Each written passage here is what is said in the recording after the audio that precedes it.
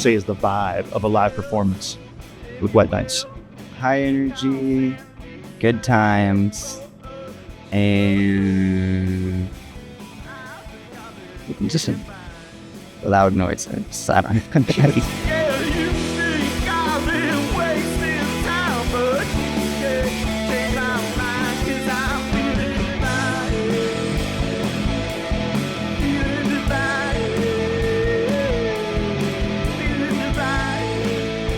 I'm Stefan. I am the host for Sounds on 29th. And I had the honor of talking with the Wet Nights beforehand. And I gotta tell you, it's something special when you see a group of musicians come together with a spirit of curiosity and with the deep down desire to make their audiences dance. So have you all brought your dancing shoes?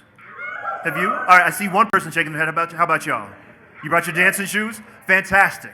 Because they have been putting together an incredible 3-piece set that's going to get you moving, getting you to feel that love that comes out of curiosity and a deep love for vinyl and music writ large. So with that, I introduce the Wet Nights.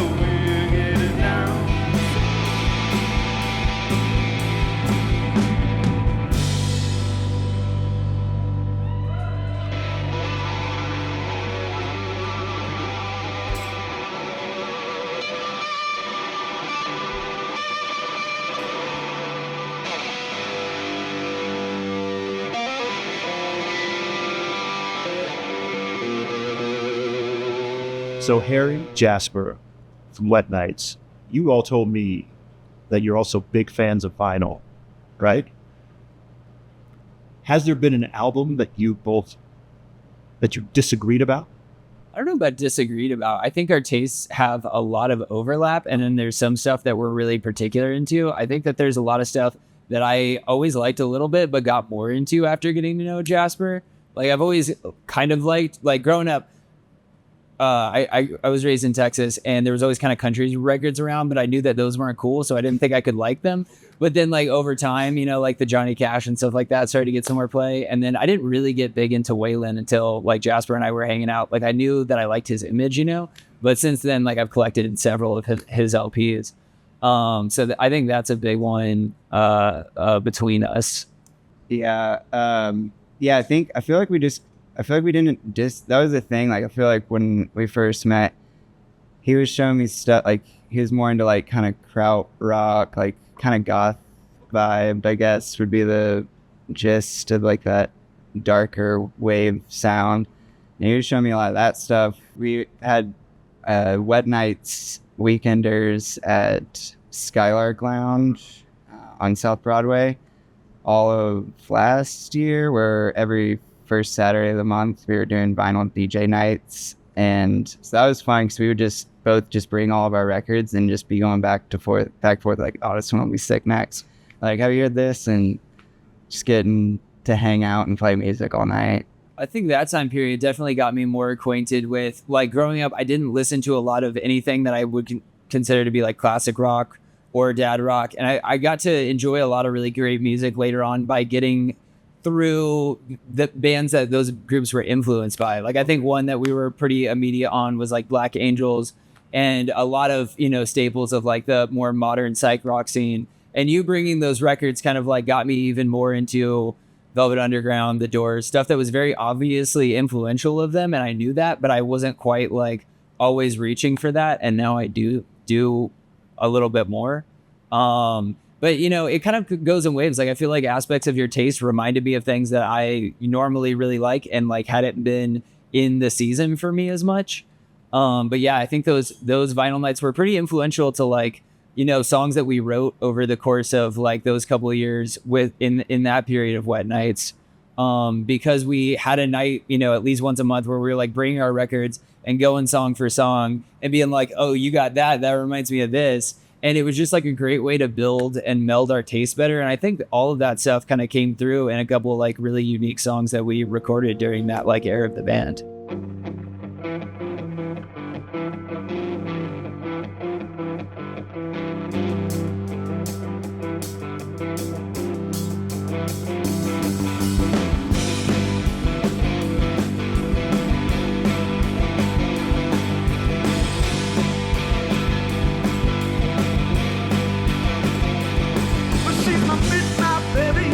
She got me crazy with the high heels on. This come out, you from my seat.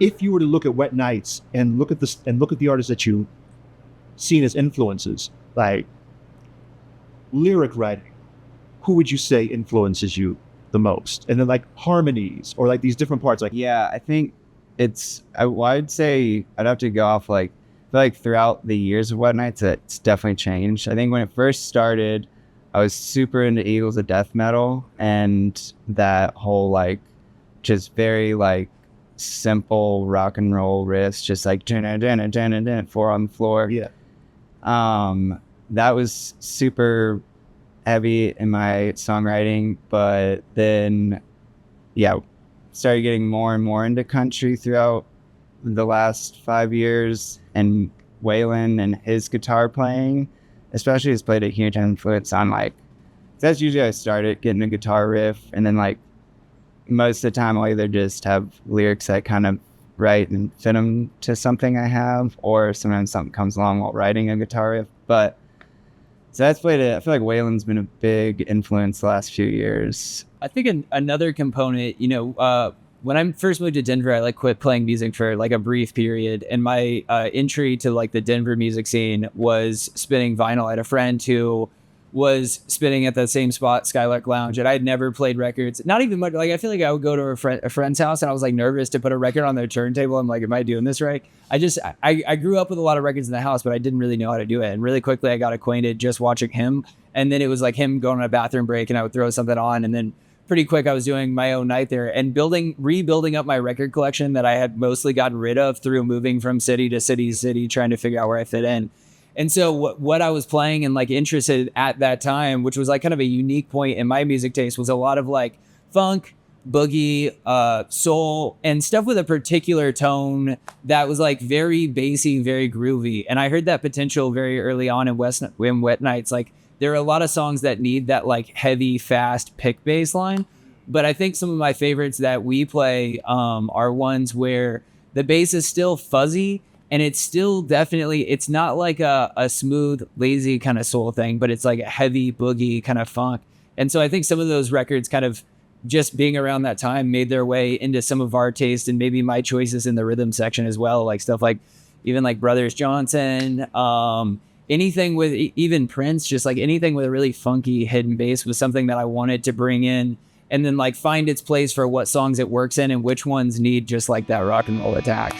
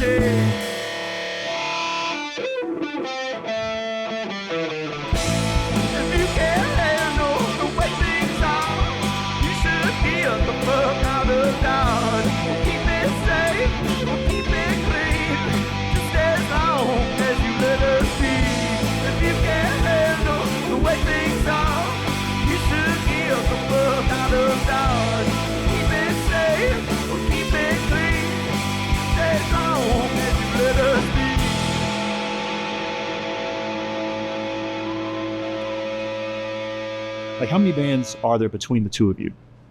Well, Active currently? Let's start there. I mean, I guess I play in 3 that are active currently. Yeah. And right now I just do wet nights, and then I'll play like solo shows where I do more like country blues stuff. So that I just do under Jasper. And I guess kind of recently you also had a melding of like wet nights in your previous band also. Yeah. So yeah, I got shoulder surgery in Kansas City in December, and then when I was there, I learned to play keys because I could play synth with the hands. So then I was playing synth. It was kind of half of my old band, Leisure Boys, and then we just called it Leisure Nights, and we were doing shows at this local bar called Hillsiders, and I was just playing keys while. So while recovering, you just casually pick up another instrument. Yeah, I couldn't work because I do physical labor, so I was just in my room all day and just teaching myself how to play synth. That's dope. That's amazing.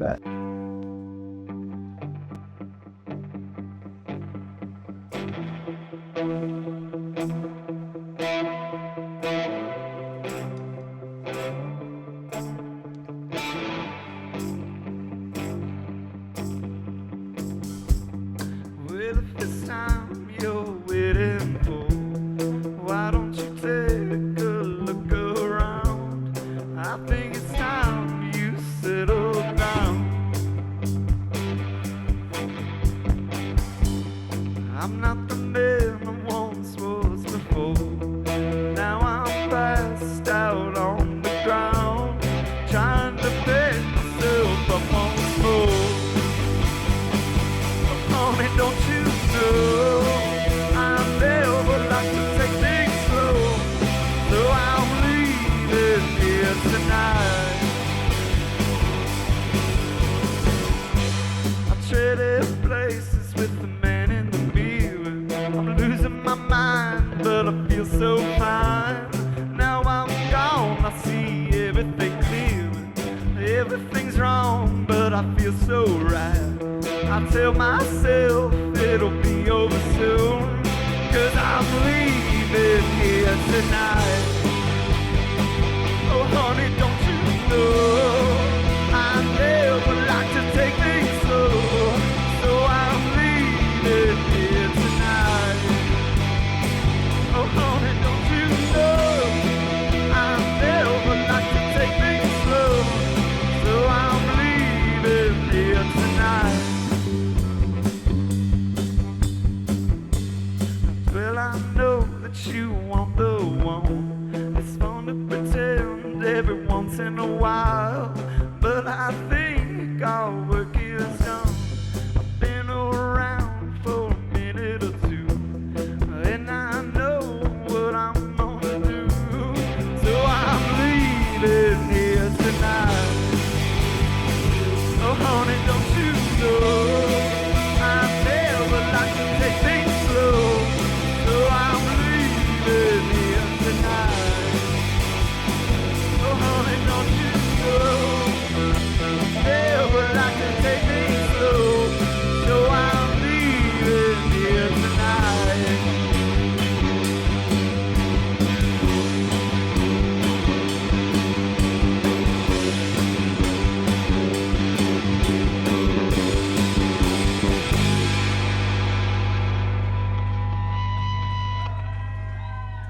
What led you to be so unintimidated by blending all the things that makes you you and bringing it to your music? Growing up skateboarding, watching skate videos every day, all day. They always had the sickest music that you never hear on the radios, but I feel like skaters all kind of like similar stuff. So you get sick rap songs, old rock and roll songs, like, and then new underground garage rock songs all in the mix there. Getting into skateboarding, watching videos, and then being like, oh, this is a sweet song. And you dive into that band, and you're like, whoa, there's this whole other world in the 60s of like all this growth of rock music. And then that was like fascinating. Harry, what is it like to be in a curiosity-oriented band? I think that's the environment that I look for in general with creativity, is like people who are just genuinely excited by things. when, you know, they can present something new or have a more in-depth knowledge of something that you only have a cursory knowledge of, and it just like gets things ticking. And like I think, you know, that was an energy that I felt when Jasper and I first got together, and with all the collaborators that I have in all of my projects right now. I think that's the core thing, is like, if we start talking and we're like, okay, I gotta go, but one more thing, and we can't get off the phone or whatever, like that excitement is I don't know, I think it comes from a genuine passion of like, it's just rare to find something, I think, that you, I don't know, love and are interested by. Like I think for, you know, for a lot of me and maybe, you know, my friends, like the world can be pretty mundane sometimes. And just when you find that it's like so vital just to life and survival, it's, you know, literally a choice between mundaneness or self-destruction or that. So you chase that every single time. Love that. I love that. Well, y'all, thank you. Thank you so much. Thank you.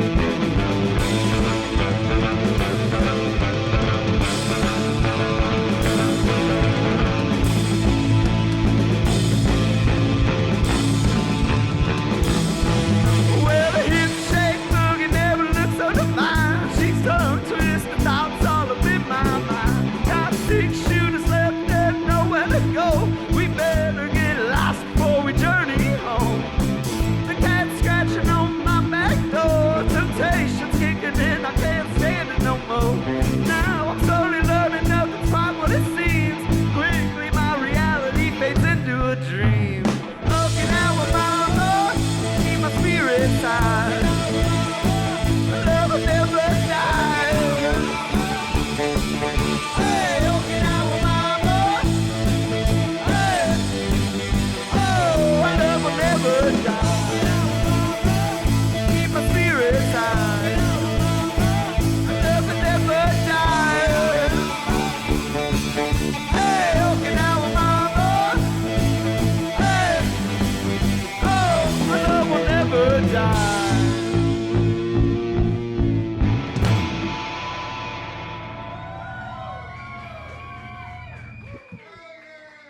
Thank you. We are Wet Nights, and that's all we wrote. So, hope y'all have a good night. Hell yeah, dog. Cause she talks like a demon in the shadows of the rain. She's gonna take you with her when she goes up in flames. She walks like a devil in the shadows of the night. I gotta have you, baby, be my vicious delight. She talks like a demon in the shadows of the rain. She's gonna take you with her when she goes up in flames. She walks like a devil in the shadows of the night. I gotta have you, baby, be my vicious delight.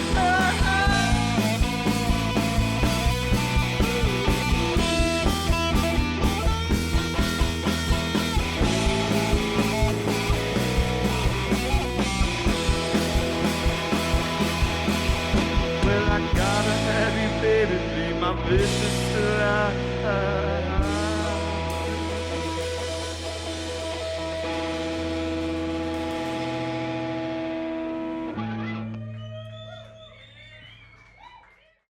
If you enjoyed watching Sounds on 29th, we hope you'll support PBS 12 to help bring you more fun, grassroots local music programming. Visit pbs12.org/program support and donate today.